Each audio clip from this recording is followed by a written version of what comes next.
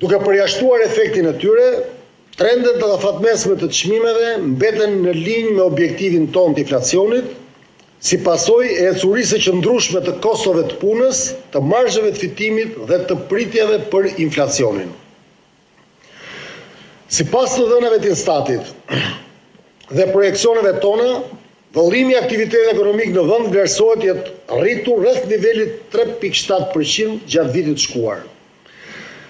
Zgjerimi i aktivitetit u mbështet nga rritja e konsumit familjar, nga rritja e investimeve në sektorin privat dhe e eksportit të shërbimeve.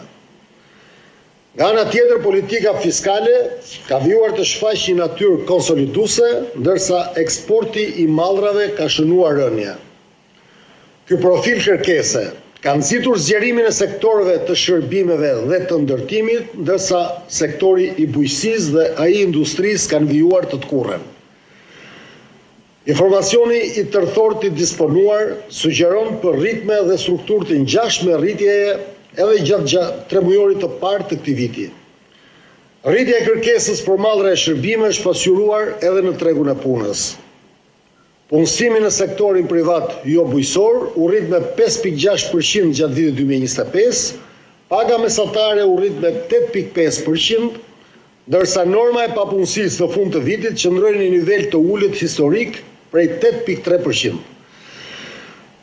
Rritja e shpejtë e pagave nuk është përcjellë plot në rritjen e çmimeve, si pasojë e absorbimit të saj nga rritja e produktivitetit dhe reduktimi i marzhit të fitimit të bizneseve.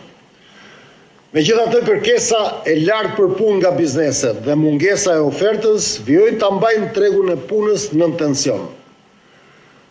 Në këndvështrimin makroekonomik, rritja ekonomike vijon të mbështetet nga bilanset e shëndosha të sektorit privat, nga besimi i familjeve dhe bizneseve në të ardhmen, nga zgjerimi të ardhura nga turizmi, si dhe nga kushtet e favorshme të financimit. Politika e kujdesshme monetare e Bankës së Shqipërisë ka patur një rol esencial në ruajtjen e stabilitetit të çmimeve, duke ndihmuar kontrollin e pritjeve për inflacionin dhe duke kontribuar në përmirësimin e kushteve të financimit. Më konkretisht, lehtësimi i qëndrimit politikës monetare gjatë vitit 2025 solli një ulje të mëtejshme të normave të interesit kredive dhe u pasqyrua në një rritje të qëndrueshme dhe të shpejtë të kreditimit në vend. Po ashtu prezenca e shtuar e Bankës së Shqipërisë në tregun e brendshëm valutor tërhoqi një pjesë të ofertës së shtuar të valutës, duke mundësuar një nivel më të qëndrueshëm të kursit të këmbimit.